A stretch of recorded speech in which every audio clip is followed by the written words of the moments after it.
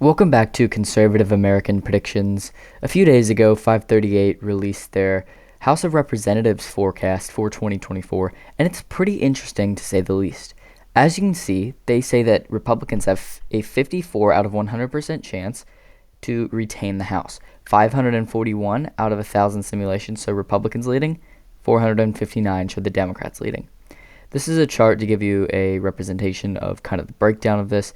As you can see, the top couple of projections have Republicans at 218, Republicans at 219, Republicans at 220, and then Democrats at 218. So those are the top four. Now, we can go down and we can actually look at the map, and this is what I'm going to be breaking down the most. And there's some pretty interesting results in my opinion. And this is the map filled out margin-wise. Not exactly what their margin shows, because a couple of them, if for example, if you go to, let's just say, a pretty reliably Democratic seat that they have being likely, let's say, Levin's seat. So as you can see here, he has a 96% chance of victory, and they give him about I think that translates over to about a 15 point lead in the popular vote.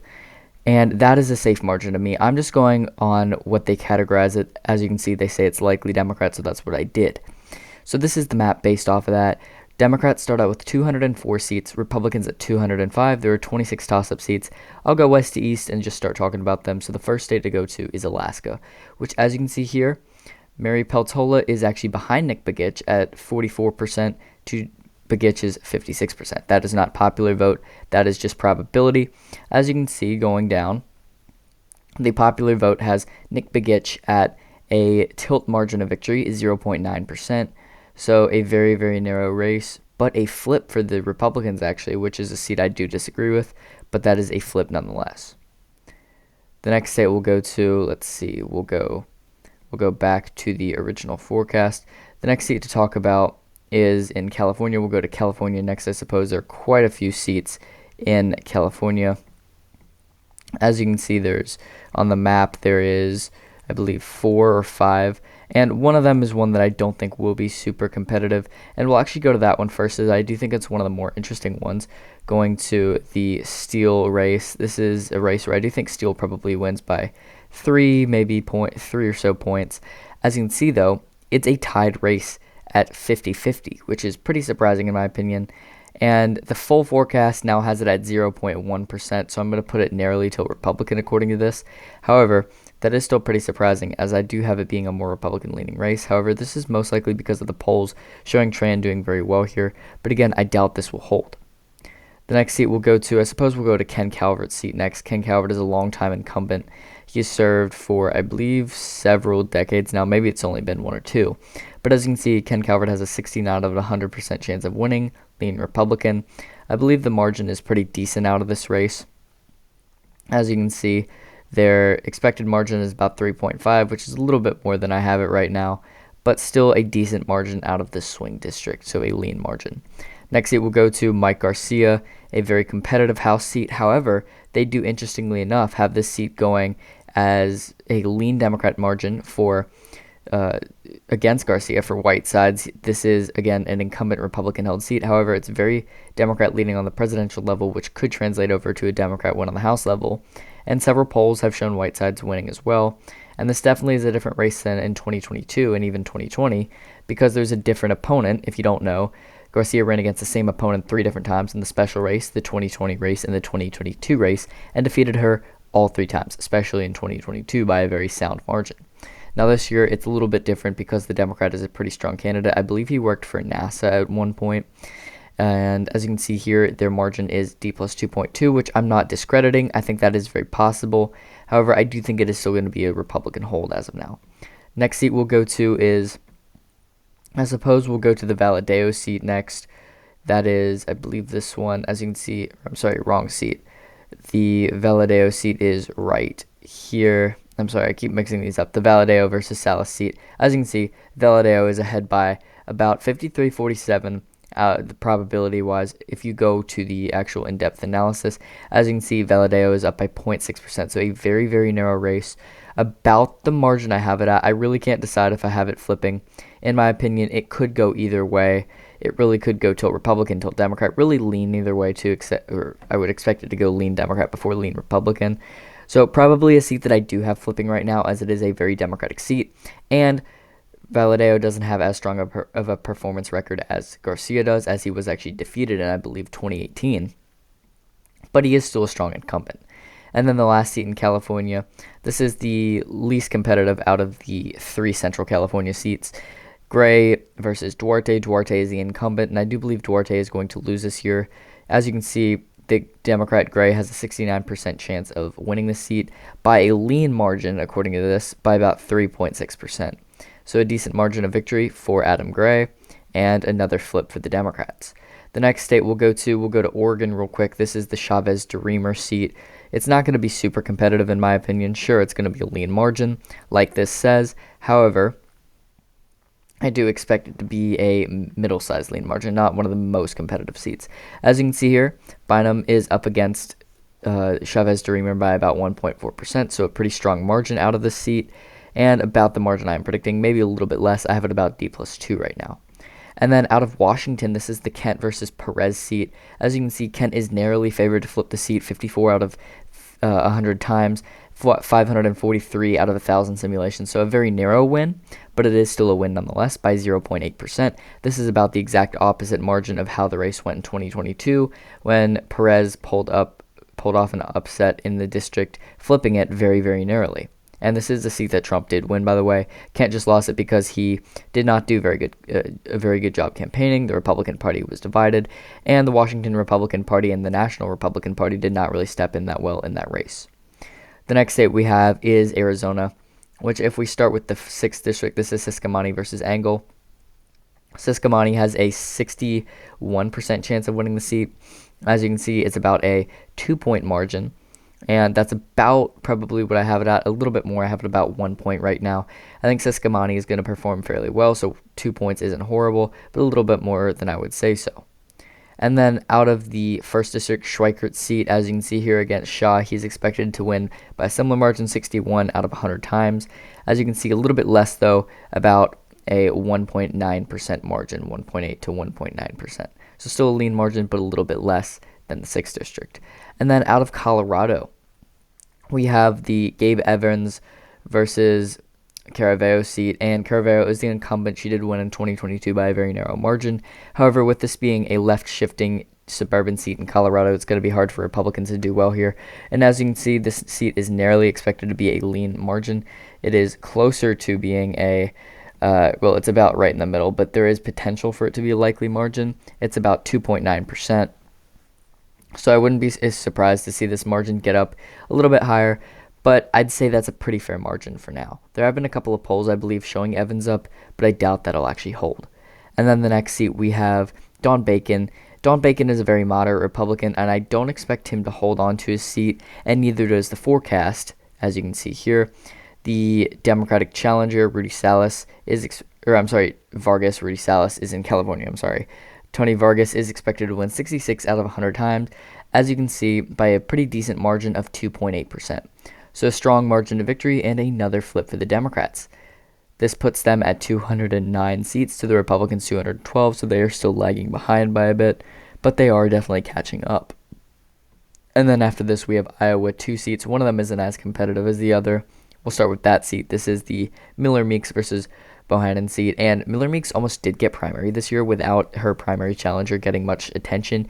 I believe it was about a 12 to 13 point win for Meeks in the primary, which was very interesting.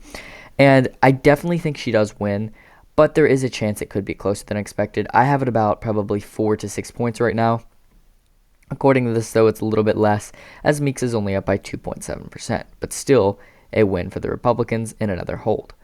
After this, we go to the most competitive seat in Iowa, a seat where I think it's going to be under half a point, and this is the Nunn versus Bacom seat.